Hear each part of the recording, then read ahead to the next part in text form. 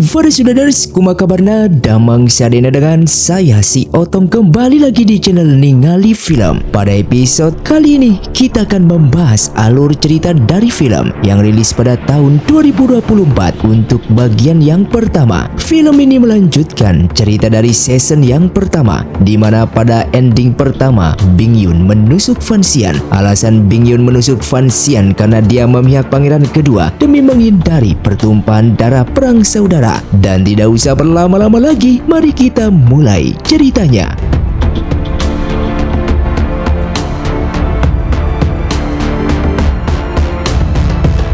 Film pun diawali dengan diceritakan tentang berita kematian Fan Xian yang sampai ke istana, yang membuat Kaisar Kerajaan Nanking Selatan langsung panik sehingga dia tidak berani keluar dan meminta Kasimu untuk segera mengabari Chen Fing yang merupakan ketua lembaga inspeksi atau atasannya Fan Xian. Ketika Chen Fing ini mengetahui jika kabar Fan Xian telah tewas, ia terjatuh dari kursi roda karena kaget mendengar kabar buruk tersebut. Chen Fing lalu diperintahkan untuk datang ke istana. Begitu juga dengan Fan Jian yang merupakan ayah angkatnya Fan Xian. Chen Fing yang juga tidak rela Fan Xian mati, dia pun nekat akan mengebom tempat tersebut. Terlihat dia akan memencet senjata tersembunyi yang ia sembunyikan di bawah kursi rodanya. Namun belum sempat ia pencet, seseorang datang melaporkan bahwa Kaisar tidak jadi menemui mereka. Pangeran kedua yang sangat membenci Fan Xian dan menginginkan kematian Fan Xian. Dia mendapatkan kabar kematian dari anak buahnya. Bukannya senang, namun dia merasa ada yang tidak beres. Dia yakin Fan Xian ini tidak akan mati dengan mudah. Sementara itu, Chen Fing yang tahu bahwa Bing Yun selalu setia kepada sang kaisar, dia tidak akan pernah melakukan apapun terhadap Fan Xian. Fan Jian juga merasa ada sesuatu yang salah dengan berita kematian anaknya tersebut dan curiga jika anaknya itu telah memalsukan kematiannya. Namun ia menjadi khawatir Fan Xian akan menipu kaisar jika memang itu kematian palsu, karena itu merupakan pelanggaran berat jika menipu kaisar.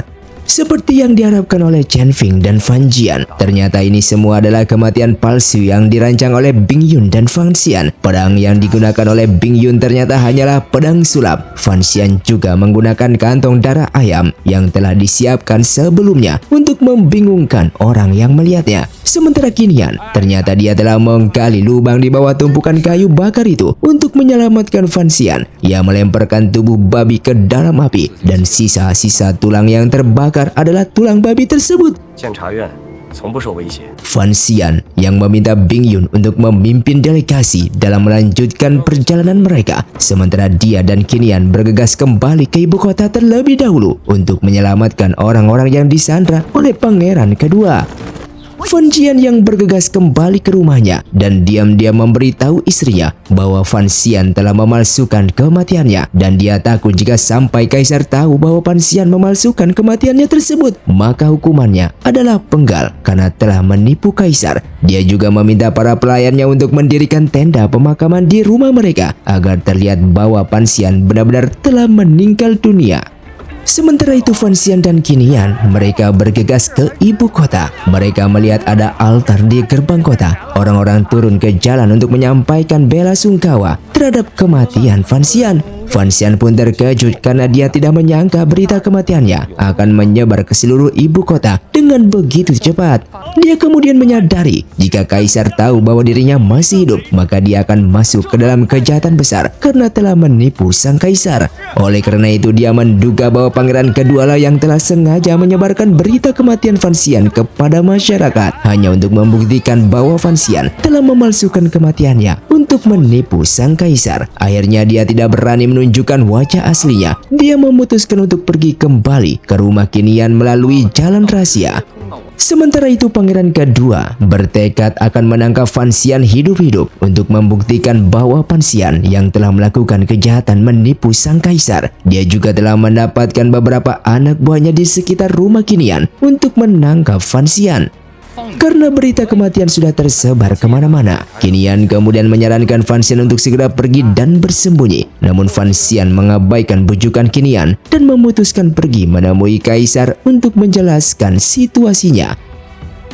Fan Xian berpura-pura menjadi seorang pembunuh dan menerobos masuk ke dalam istana. Namun dia segera dikepung oleh para prajurit. Bahkan Kasimu datang dan dia langsung tahu bahwa orang yang ada di hadapannya ini adalah Fan Xian.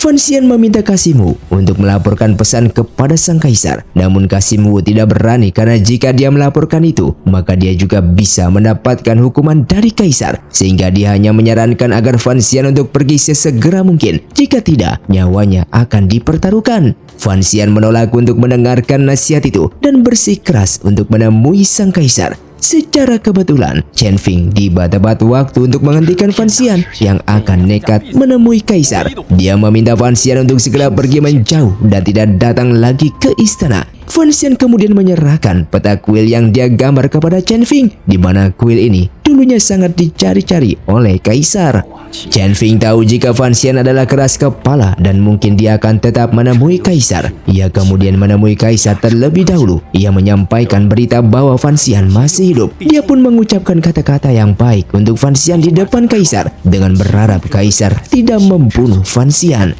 Kemudian dia memberikan peta kuil itu kepada kaisar. Kaisar terlihat sangat acuh. Bahkan dia sepertinya tidak membutuhkan gambar peta tersebut. Benar saja, setelah Chen Feng pergi, Fan Xian datang menemui sang kaisar. Dia pun langsung berlutut mengakui kesalahannya bahwa dia telah melakukan kejahatan menipu kaisar dengan memalsukan kematiannya. Namun dia melakukan itu semua bukan tanpa alasan. Awalnya dia hanya ingin mengungkapkan bahwa putra pangeran kedua yang bernama Li Chengze itu telah berkolusi dengan pengawal kerajaan Qi Utara untuk penyelundupan dan mendapatkan untung besar. Namun di saat itu Kaisar Nanking tiba-tiba berteriak mengusir Fan Xian dan tidak percaya akan perkataannya tersebut. Fan Xian lalu datang ke istana Aula Yanhua untuk berbicara dengan putra mahkota. Namun putra mahkota berpura-pura tidak tahu apa-apa dan dia bertindak bodoh di depan Fan Xian. Fan Xian kemudian bercerita tentang pangeran kedua dan Yun Rui yang diam-diam mereka berkolusi dengan kerajaan Qi Utara untuk penyelundupan. Mendengar itu ia sangat terkejut dan hampir tidak percaya jika Yun Rui yang berada di pihaknya ternyata telah berkolusi dengan musuh. Namun Fan Xian sangat meyakinkan hingga akhirnya putra mahkota ini berjanji untuk bekerja sama dengan Fan Xian demi menghancurkan Yun Rui dan pangeran kedua. Di sana putra mahkota khawatir penjaga di luar pintu akan membocorkan berita tersebut sehingga dia memerintahkan mereka semua untuk segera dieksekusi dirinya sendiri. Sementara itu Qinian yang mengetahui jika Fan Xian pergi menemui putra mahkota untuk bekerja sama, dia menilai bahwa Fan Xian terlalu ceroboh. Namun Fan Xian ingin membuktikan kejahatan pangeran kedua dan dia dapat meminta pengampunan dari kaisar karena telah berpura-pura mati untuk menipu kaisar sehingga dia harus meminta bantuan putra mahkota. Di sisi lain, dia juga harus meluangkan waktu untuk terus mencari keberadaan orang-orang yang telah disandra oleh pangeran kedua. Dan Qinian ini memberitahukan Fan Xian tentang keberadaan orang-orang tersebut yang berada di tempat bordil. Sementara itu di tempat lain, pangeran kedua sangat berambisi ingin menghabisi Fan Xian. Ia yakin Fan Xian akan datang ke tempat bordil itu. Tempat bordil Menara Bulan merupakan rumah bordil yang baru dibuka di kota Kyoto, memiliki standar tinggi dan dijaga ketat, juga memiliki sistem keanggotaan dan tidak bisa diakses oleh orang biasa. Siapapun yang akan masuk ke rumah bordil itu harus mendapatkan atau mempunyai kartu undangan khusus. Sementara itu Fan Xian yang akan menyelamatkan seseorang di Menara Bulan. Dia mengetahui jika seseorang ingin masuk ke Menara Bulan ternyata harus memiliki kartu undangan khusus. Sementara mereka berdua jelas tidak mempunyai undangan tersebut. Tak jauh dari sana, mereka juga melihat ada upacara peringatan kematian dirinya. Para panitia ini akan memberikan kartu undangan masuk ke Menara Bulan bagi siapa saja yang bisa melakukan hal-hal yang mirip dengan Fan Xian. Melihat itu Fan Xian buru-buru ingin memasuki Menara Bulan tetapi langsung dihentikan oleh Qinian. Qinian mengatakan bahwa kemungkinan itu hanyalah jebakan untuk menangkap dirinya saja. Qinian kemudian membujuknya untuk menyelinap masuk nanti pada malam hari. Sehingga saat ini mereka pun memutuskan untuk kembali ke rumah Qinian terlebih dahulu. Di saat mereka memikirkan cara untuk bisa masuk ke menara bulan itu, Qinian teringat dia kenal dengan seseorang penyanyi yang ada di tempat itu bernama Nona Sangwen. Mereka berencana untuk memanfaatkan Nona Sangwen untuk bisa masuk ke menara bulan itu. Namun tak disangka pembicaraan mereka ternyata didengar oleh istrinya Qinian, sehingga membuat sang istri ini menjadi cemburu. Namun pada akhirnya Qinian mendapatkan persetujuan istrinya dan kemudian bersama Fan Xian menemui Sangwen. Dan inilah Nona Sangwen yang hari ini sedang keluar. Qinian dan Fan Xian pun segera memanfaatkan keadaan untuk diam-diam menangkapnya. Fan Xian tidak sabar untuk bertanya kepada Sangwen tentang keberadaan orang-orang yang disandra oleh pangeran kedua di rumah bordil. Sangwen mengatakan bahwa dia belum pernah melihat mereka. Dia hanya tahu bahwa orang-orang yang ditangkap dikurung di halaman belakang. Ternyata Nona Sangwen ini juga terpaksa berada di tempat itu. Ia kemudian memohon kepada Fan Xian untuk bersedia menyelamatkannya. Fan Xian pun berjanji untuk menyelamatkannya setelah menemukan orang-orang yang disandra oleh pangeran kedua. Ternyata kompetisi mendapatkan undangan untuk masuk ke menara bulan. Itu adalah ulah pangeran kedua yang awalnya ingin menjebak Fan Xian. Karena jika Fan Xian tertangkap hidup-hidup, maka dia terbukti telah melakukan kebohongan, yaitu menipu kaisar dengan kematian palsunya. Akan tetapi rencana itu gagal karena Fan Xian tidak pernah muncul.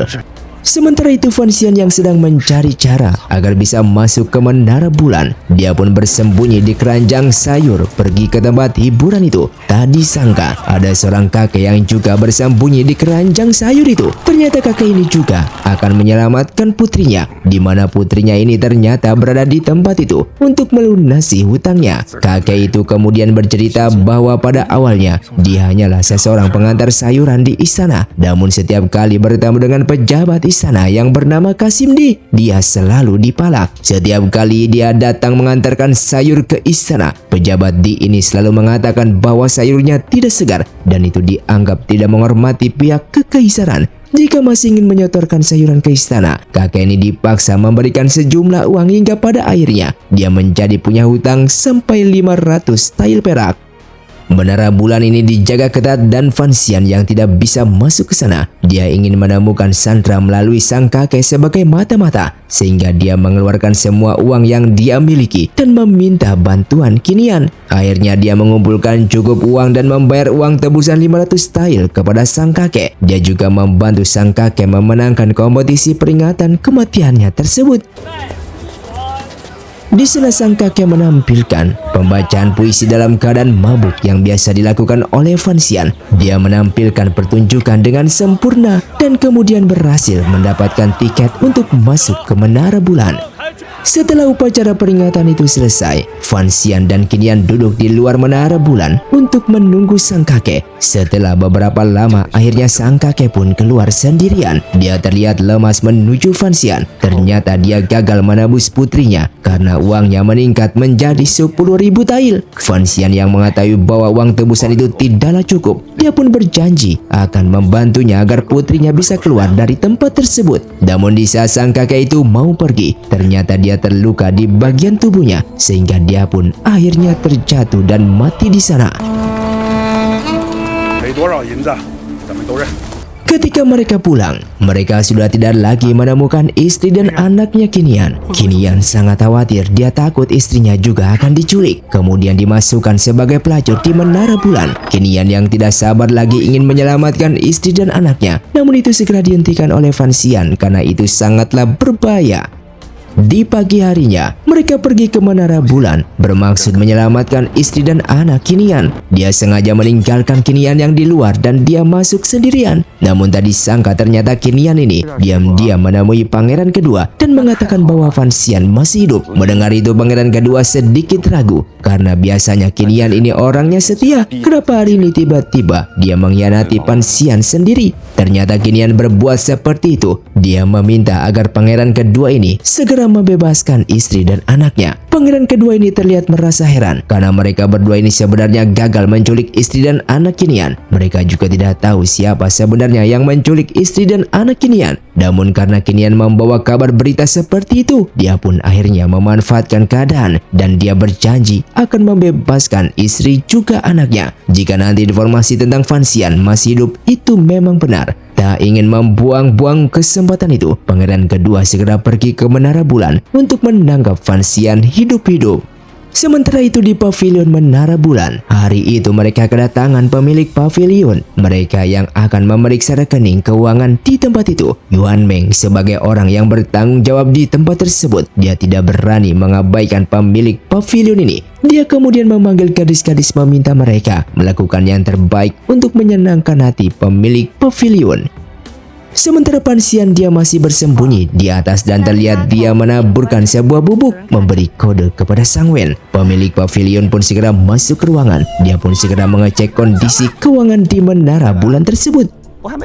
Di sisi lain, Fan Xian melihat kedatangan pemilik pavilion itu, dia pun sangat terkejut. Dia tidak pernah menyangka ternyata pemilik pavilion Menara Bulan itu adalah saudaranya sendiri yang bernama Shize.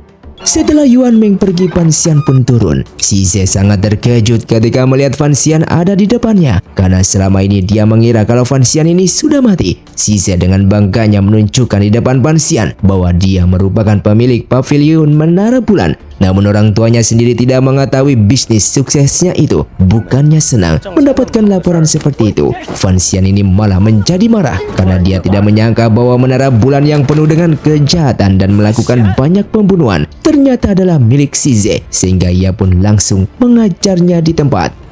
Kemudian Fan Xian memintanya untuk membayar nyawa orang-orang yang telah masuk ke dalam prostitusi. Akan tetapi Shize sendiri juga kebingungan karena dia ternyata juga tidak tahu apapun tentang hal tersebut. Tiba-tiba Fan Xian terjatuh karena luka lamanya. Dia pun muntah darah. Lalu sesaat dia bertanya kepada Shize tentang keberadaan istri dan anak kinian. Akan tetapi Shize tidak mengetahui apapun. Dia benar-benar tidak tahu tentang mereka. Dia juga tidak tahu jika Menara Bulan itu adalah tempat prostitusi, apalagi pembunuhan. Fan Xian yang tahu bahwa Shize tidak berbohong, sehingga dia menduga ada seseorang di balik semua itu. Tak lama kemudian, Nona Sang Wen pun masuk ke sana. Dia pun segera bertanya kepada Sang Wen, Menara Bulan ini sebenarnya tempat apa? Sang Wen pun kemudian mengatakan bahwa ini merupakan tempat bordil atau tempat prostitusi. Mengetahui kalau tempat itu merupakan tempat haram, dia pun menjadi terkejut sekaligus dia sangatlah ketakutan. Dia pun meyakinkan bahwa dia sebenarnya tidak tahu menahu kalau di tempat itu ternyata ada prostitusinya. Dia pun akhirnya berterus terang bahwa tempat itu dikelola oleh dua orang, dia bersama pangeran ketiga. Secara kebetulan, hari itu pangeran ketiga datang ke tempat itu. Dia kemudian meminta Yuan Meng untuk mengantarkannya bertemu dengan Shize. Tak lama kemudian, pangeran kedua bersama anggotanya datang ke tempat itu untuk menangkap Fan Xian hidup-hidup. Di sana Fan Xian sama sekali tidak menghindar. Pangeran kedua pun kembali mengancam Fan Xian dengan kematian palsu untuk penipu kaisar, juga bisnis haram keluarganya yaitu Menara Bulan yang telah menjual orang secara pribadi dan memaksa gadis-gadis menjadi pelacur.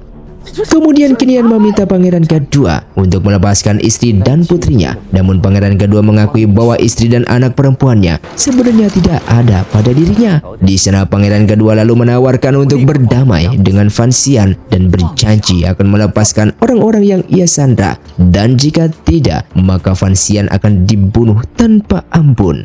Di saat suasana tegang, tiba-tiba pasukan putra mahkota datang ke sana sebagai biro kehakiman. Dia datang ke tempat itu untuk menyelidiki tempat prostitusi Menara Bulan.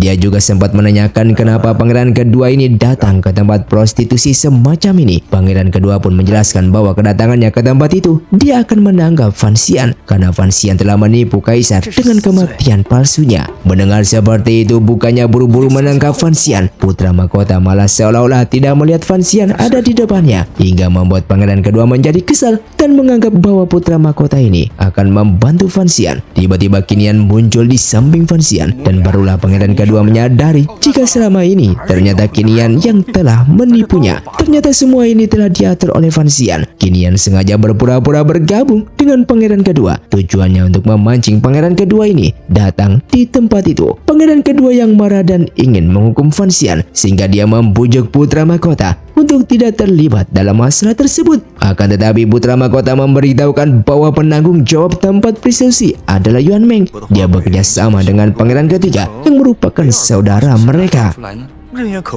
Pangeran kedua ini akhirnya kebingungan. Dia juga tidak bisa berbuat apapun ketika menunjukkan fakta bahwa Yuan Meng adalah orang yang mengendalikan tempat itu. Putra mahkota kemudian memaksa pangeran kedua untuk segera melepaskan orang-orang yang disandranya. Melihat situasinya tidak baik, pangeran kedua tidak punya pilihan selain pergi dari sana. Putra mahkota kemudian menyarankan Fan Xian untuk kembali ke misi segera mungkin dan tidak menunda perjalanan misi ke istana. Sebelum pergi, Fan Xian menyuruh Zize untuk tinggal di rumah dan tidak boleh keluar.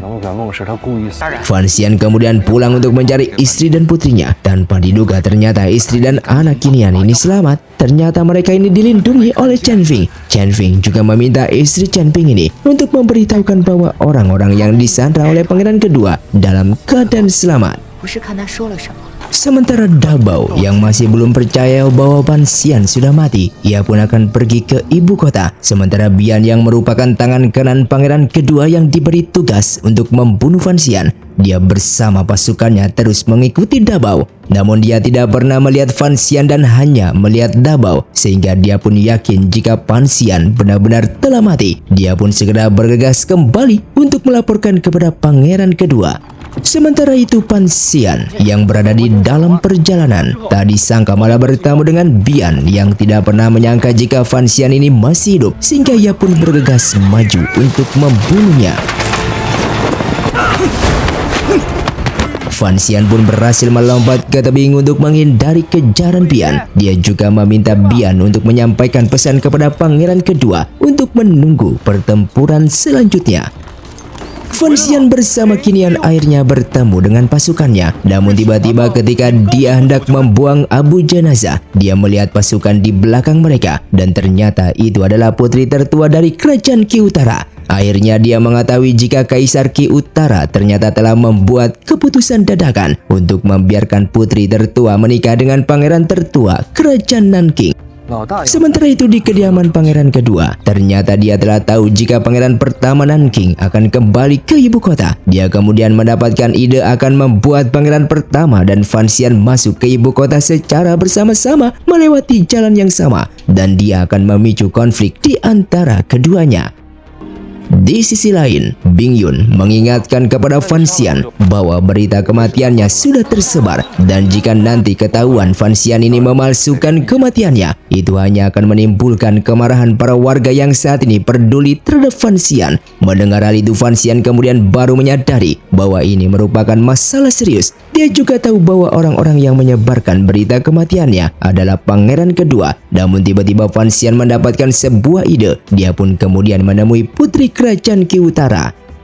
Fan Xian pun akhirnya mengetahui jika putri dari Qi Utara ini ternyata dia hanya akan dijadikan mata-mata oleh Kaisar Qi Utara. Keduanya pun akhirnya melakukan kesepakatan. Fan Xian akan memberikan informasi yang dibutuhkan putri Qi Utara, tetapi putri Qi Utara ini juga harus membantunya. Putri kerajaan Qi Utara ini kemudian mengumumkan kepada semua orang dengan rencana yang dibuat oleh Fan Xian dengan menjelaskan bahwa sebelumnya pasukan mereka telah diserang oleh pasukan misterius, dan untunglah saat itu Fan Xian datang membantu mereka. Terlihat Fan Xian yang sedang berpura-pura terluka, dan dengan melihat kemunculannya membuat semua orang terkejut karena sebelumnya Fan Xian telah mati. Kemudian Fan Xian memberitahu kepada semua orang bahwa dia sengaja memalsukan kematiannya untuk melindungi pasukan dari Qi Utara ini. Melihat itu orang-orang menjadi senang dan menganggap pancingan ini sebagai pahlawan mereka.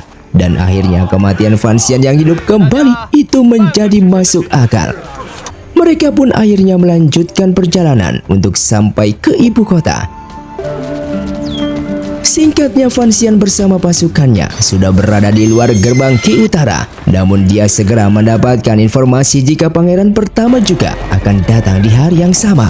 Tiba-tiba jalan Fan Xian diblokir. Dia tidak boleh lewat sebelum pasukan pangeran pertama datang. Tak lama kemudian pangeran pertama datang bersama pasukannya. Fan Xian pun segera mengambil inisiatif untuk turun dan menyapa pangeran pertama. Namun pangeran pertama sama sekali tidak menganggap Fan Xian dengan menilai kalau Fan Xian terlalu berani karena telah mengambil jalannya, dan siapapun yang menghalangi jalan pangeran maka itu dianggap pelanggaran yang sangat berat. Fan Xian beralasan dia sedang mengawal putri kerajaan Qi Utara. Akan tetapi alasan itu tetap tidak diterima dan apa yang dilakukan oleh Fan Xian sudah selayaknya mendapatkan hukuman mati karena menghalangi jalan pangeran. Suasana pun akhirnya menjadi memanas karena Fan Xian juga tidak takut sama sekali.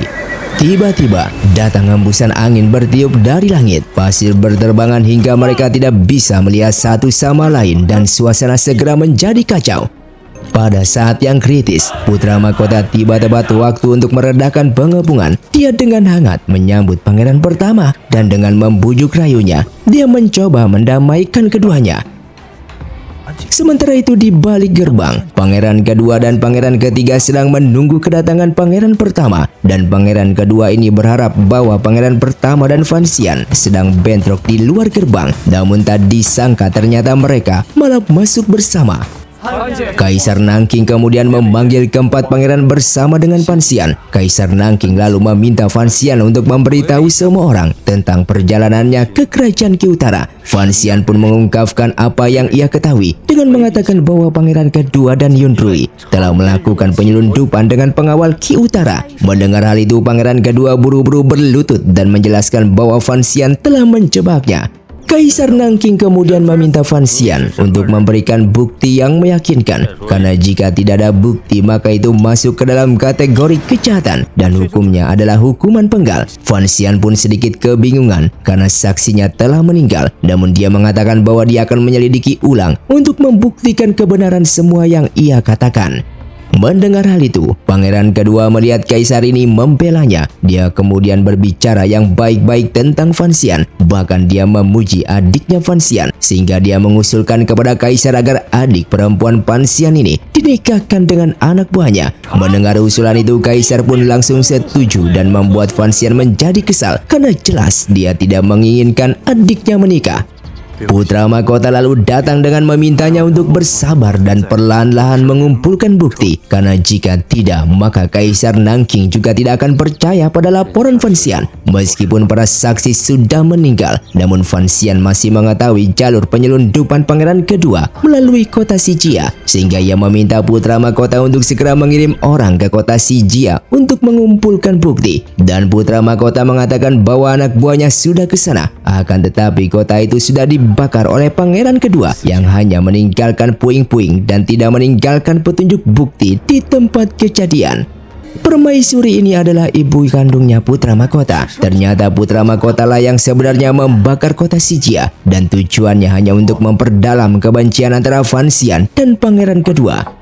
Sementara itu Fan Xian dia masih belum bisa menerima kenapa kaisar ini terlalu melindungi pangeran kedua yang jelas-jelas dia sudah bersalah. Di saat dia sedang memikirkan kekecewaannya itu, tiba-tiba Chen Ping muncul. Dia memberikan rencananya yang sebelumnya dibuang oleh kaisar. Dia meminta kepada Fan Xian untuk tetap bersemangat dan terus mencari bukti untuk mengungkapkan kejahatan pangeran kedua. Meskipun rencana itu dibuang oleh kaisar, namun jabatan Fan Xian tidak pernah dicopot. Chen Ping memberi beberapa saran kepada Fan Xian. Pertama, dia harus membentuk timnya sendiri dan memintanya menjadi kepala lembaga inspeksi yang tugasnya adalah memantau semua pejabat di Kyoto. Sementara itu Fan Xian, ayah angkatnya Fan Xian, dia bergegas ke lembaga inspeksi dan berteriak kepada Chen Ping karena setelah kembali bukannya kembali ke rumah, malah dipanggil oleh Chen Ping. Chen Ping menjelaskan bahwa dia tidak memanggil Fan Xian ke lembaga inspeksi, akan tetapi kemudian Fan Xian juga menjelaskan bahwa dia datang sendiri.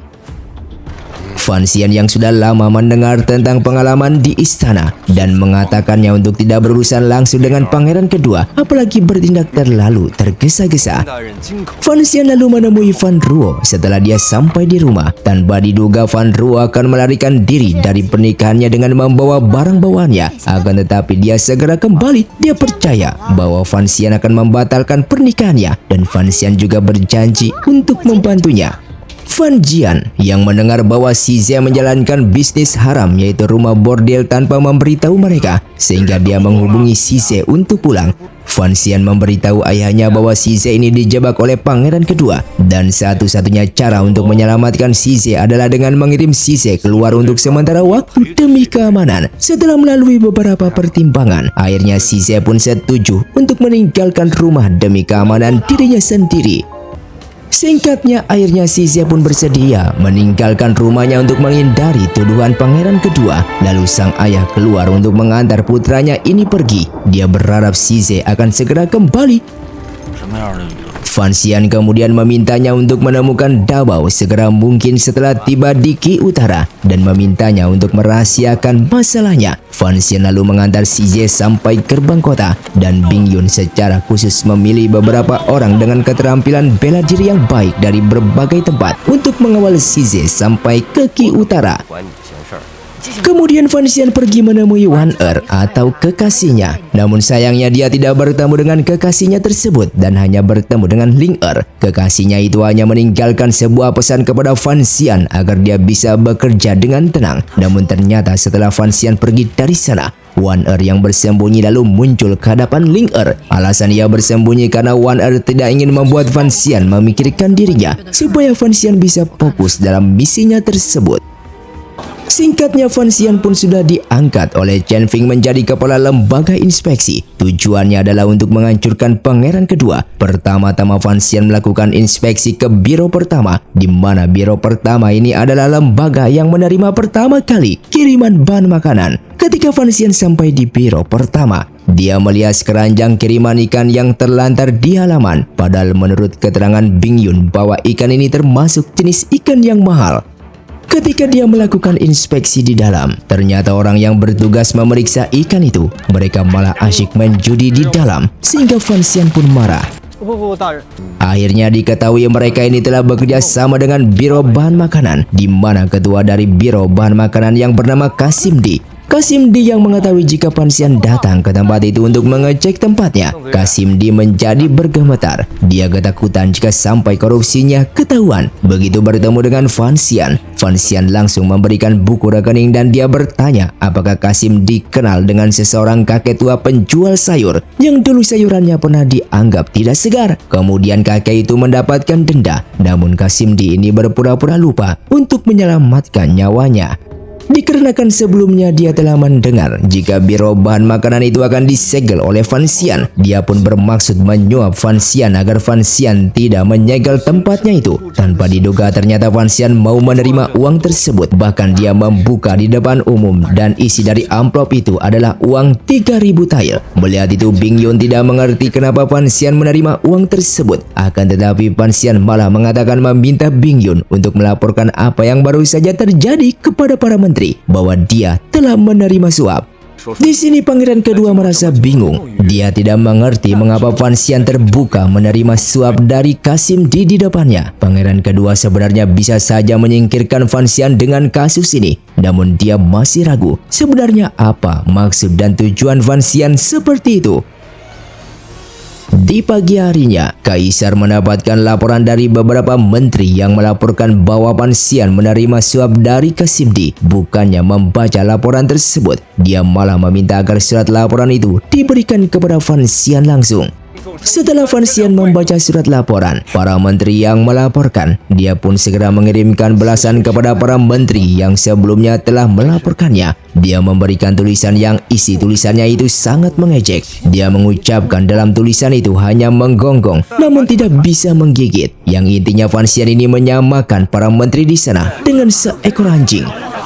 Sementara itu Size yang sedang dalam perjalanan ke kerajaan Qi Utara, ternyata pangeran kedua diam-diam mengutus seseorang untuk menangkapnya. Kaisar yang terus mendapatkan laporan para menteri dan pejabat, dia pun akhirnya membiarkan Fan Xian dan para menteri untuk membuktikan kebenaran laporan tersebut. Dia akan menggelar acara pengadilan di istana.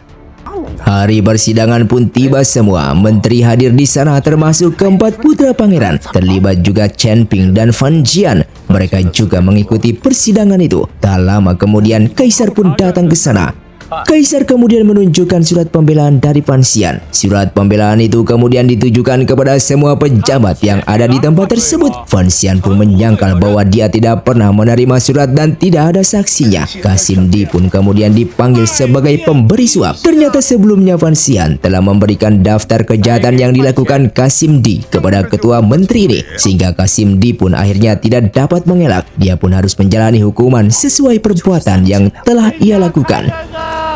Selanjutnya adalah Fan Xian. Dia dimintai pertanggungjawaban terhadap suap yang telah ia terima. Akhirnya Fan Xian pun mengakui memang benar dia menerima uang 3.000 tael dari Kasim D. Namun karena menerimanya di depan umum, itu bukan termasuk suap dan uang itu telah ia serahkan kepada Chen Feng sebagai ketua lembaga inspeksi. Dan tujuannya tentu saja untuk menangkap para koruptor yang lebih besar. Chen Feng pun membenarkannya dan bahkan dia juga sudah mempunyai catatan para pejabat-pejabat yang korup. Akhirnya apa yang dilakukan Fan Xian pun dapat dimaklumi dan Kaisar menunggu tindakan untuk menangkap para pejabat yang korupsi tersebut.